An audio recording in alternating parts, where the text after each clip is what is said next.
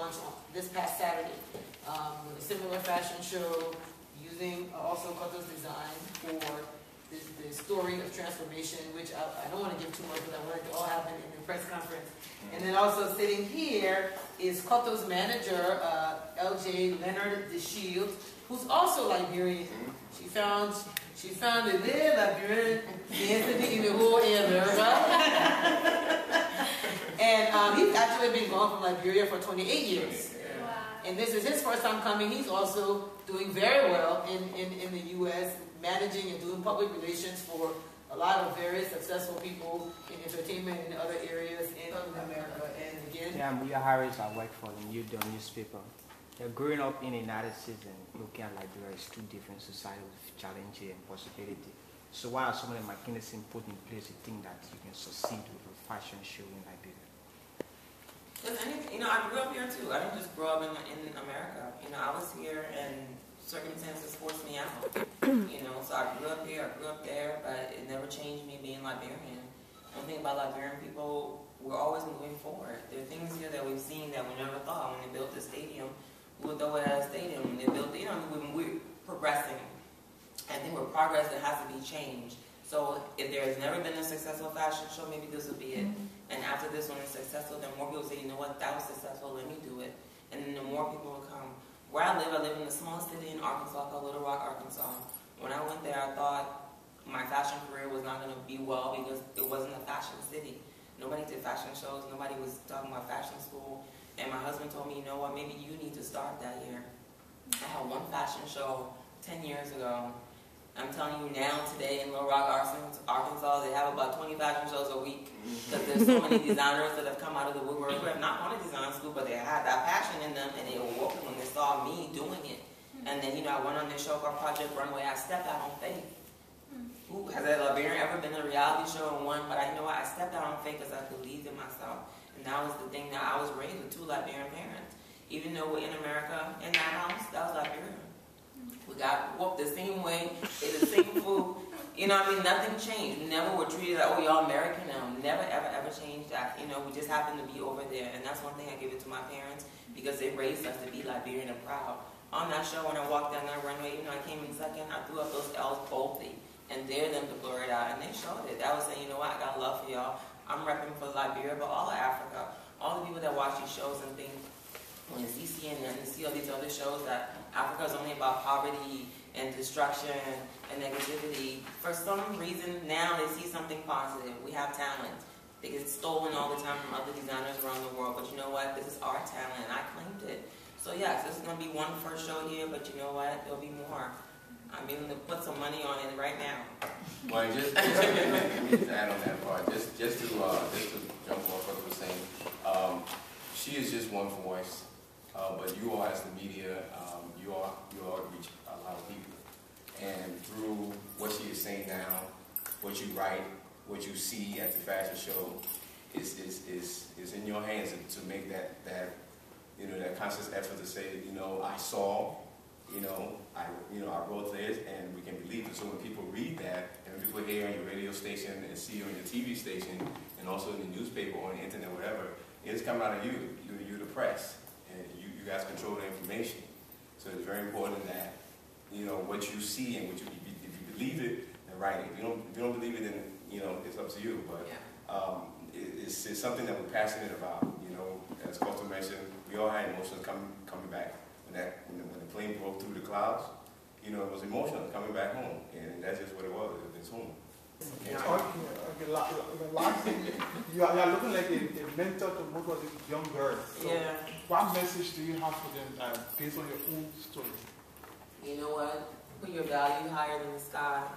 A lot of young girls, they grow up with people putting them down so much they don't think they're worth anything but prostitution or anything worth than just being some, whatever. So I think when you put your value high, it's hard for somebody else to come knock it lower. When I was on that show, every day I had to stand there for them to tell me my designs weren't good enough. My dress was too ethnic. Oh, it's too African. Like it was a bad thing. And I stood there and I fought back with my mouth and resistance. So when you raise a girl child or a boy child with confidence, nobody can tell them they can't be anything. When somebody tells me, be like, girl, please, it's blocked. So I think raise your confidence higher than the sky and believe in your stuff. If you don't believe what you're selling, nobody's going to want to buy it either. Everything that I speak out of my mouth, I believe, and I'm my #1 supporter. And I surround myself with people that support me. So when I'm not uplifting myself, when I feel like the world is getting on me, I have people who are not going to let me quit to keep me raising up. Hey, Korto, welcome to Hott FM 107.9. Thank you for having me. Welcome to LIB. Yes. Now, let me tell you something, man. First thing first, I got to say thank you because let me tell you, I was watching TV one day. I just stole Parkour. And, I just, I don't watch one channel. I just flip. As usual, Blue.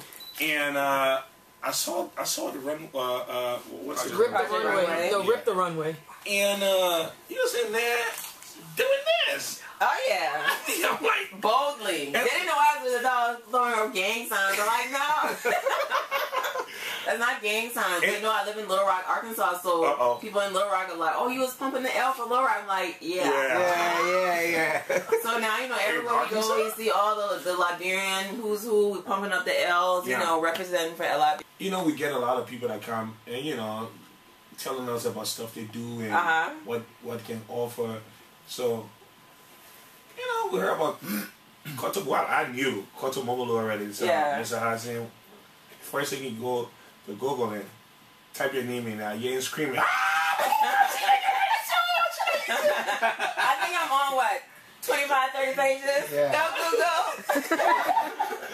Actually, the crazy thing is, like the day after Project Runway, when I quote unquote lost, I was the #1 Google name in America. Well, in the world. So that lets me know my competitor. So that's kind of huge. That is huge, and I didn't know that. A fan wrote me and told me that. It's like, you know what, girl? Don't worry about Leanne.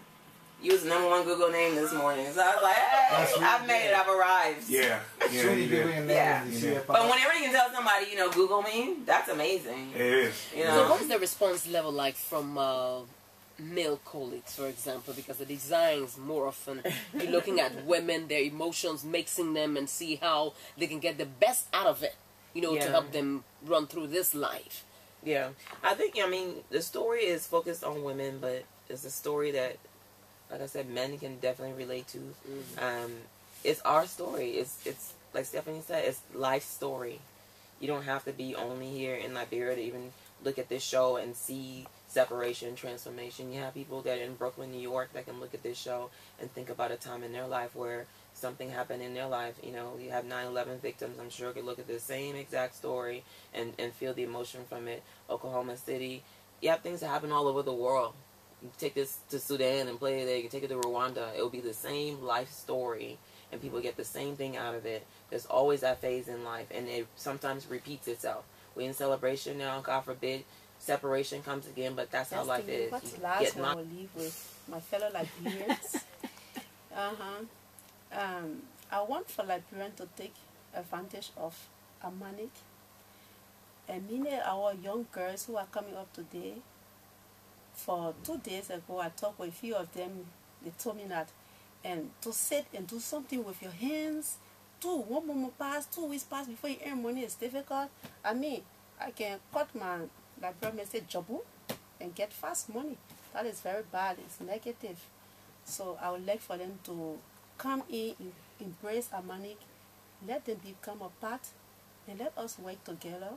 Let us learn all of those fashion that Korto is designing. Let us become part of it, and let us know that our dignity lies within us.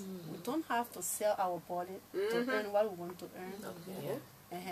And I believe again that we, the women, we have the greater opportunity to put stop to men carry on violence against women.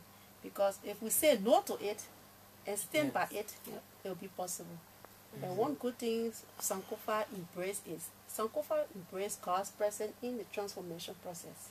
So that if a girl is deciding to change and make a stand to do something for herself, and she make God to be her foundation, I don't think she will go back to her past life. Okay. She will be